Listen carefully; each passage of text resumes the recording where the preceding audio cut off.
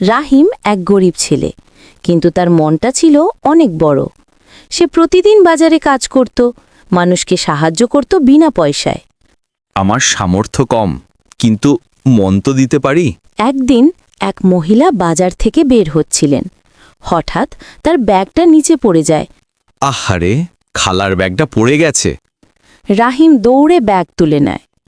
রাহিম দৌড়ে গিয়ে ব্যাগটা মহিলার হাতে দেয়। বাবা, তুমি জানো এই ব্যাগে টাকা ছিল? জানতাম খালা, তাই তো দ্রুত ফিরিয়ে দিলাম। তুমি সত্যি ভালো ছেলে।